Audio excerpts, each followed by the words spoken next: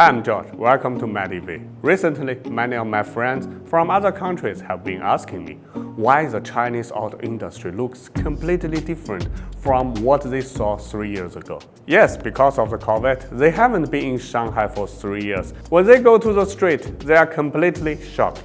There are EVs with green license plates everywhere, and many of them are brands they have never seen before.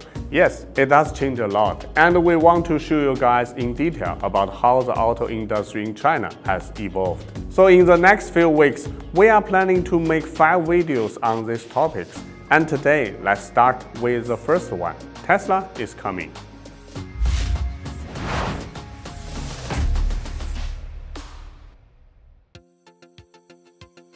Why start with an American automaker?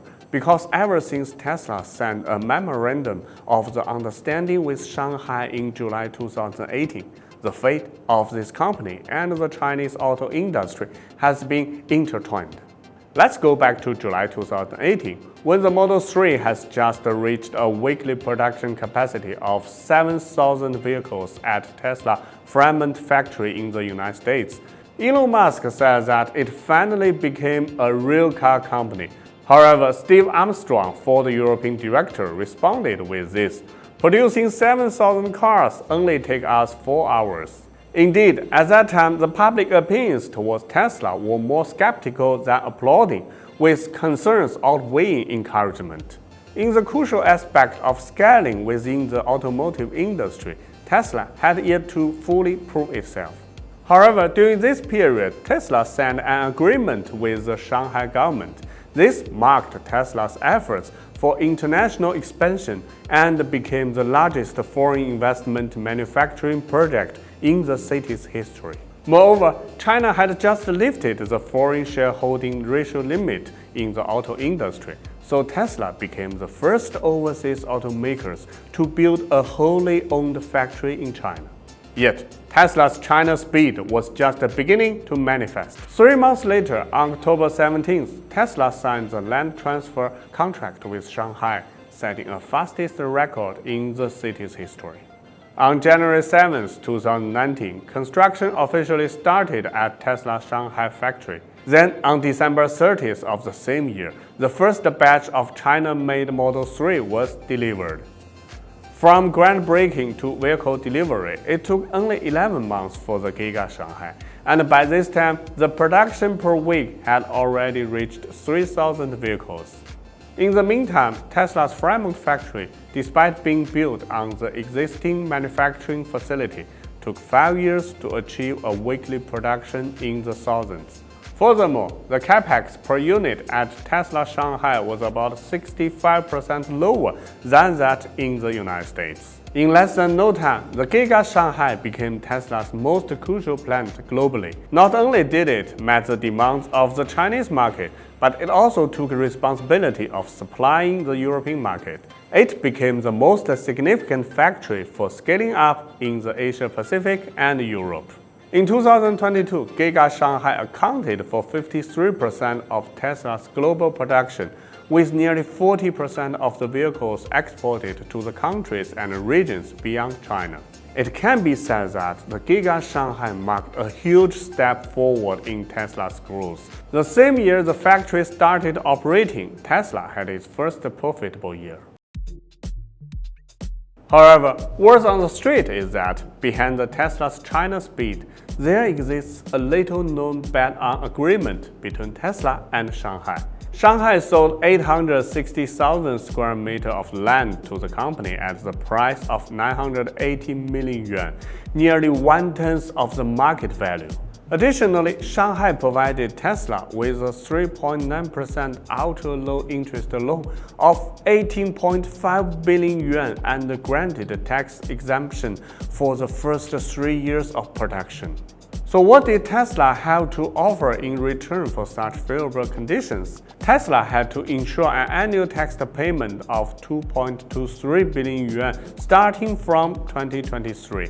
Within 5 years, it had to invest an additional 14 billion yuan in Shanghai, and it had to use 100% locally produced components in its vehicles. When the factory started production at the end of 2019, Giga Shanghai had only 30% of the components came from China. However, within just 1 year, it increased to 90%, and by the end of 2022, it reached 95%.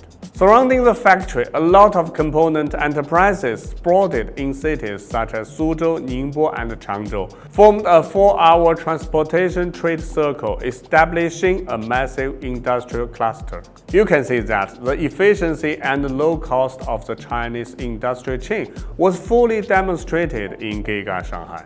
In the meantime, the rise of the local suppliers laid the foundation for the rapid development of China's EV industry. However, Tesla's impact extends far beyond this. In 2019, before Tesla's localization efforts, the best-selling EV in China was the BAIC-EU, mainly used for taxis. That year, the penetration rate of EV in China was only 5%. By the first half of 2023, the rate has exceeded 30%, and the Model Y became the best-selling cars in the Chinese market, yes, without any modifiers. During these 3 years, if you were to ask any Chinese automakers about their primary focus concerning Tesla, the answer would undoubtedly be pricing. From January 2020 to January 2023, the starting price of the Model 3 was adjusted 10 times, resulting in a 22.5% cut compared to its initial price.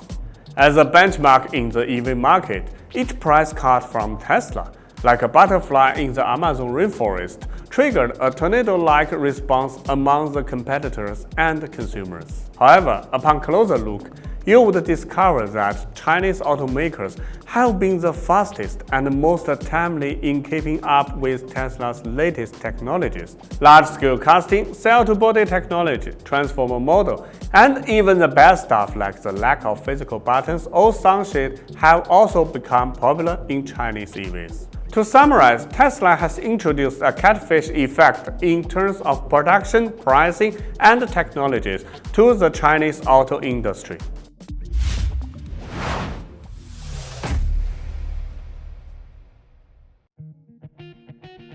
We can see that there weren't any direct competitors to Tesla 3 years ago, but today it is surrounded by a pack of wolves like BYD, NIO, XPeng, and other car makers. Tesla are facing immense pressure as it has a limited production line and a relatively slow product refresh rate. All of this reminds me of the smartphone market over a decade ago. The turning point of the Chinese smartphone industry actually came with the Apple entry in 2011. Before that, Chinese brands could only occupy the low-end market due to a lack of advanced technology and mature industrial chain. On one hand, Apple made use of China's inexpensive labor and well-established manufacturing system to gain massive profits. On the other hand, Apple nurtured market demand, built industrial chains, developed a management system, and fostered talent, creating conditions for the growth of domestic brands. Now Tesla is doing the same thing. China's openness to the outside world has given the American companies a huge success. And just as Chinese decision makers want, Tesla has successfully become a significant player in the local automotive market. So after the Tesla became the catfish, who will be the next game changer in the Chinese auto industry? Be sure to check out our next video.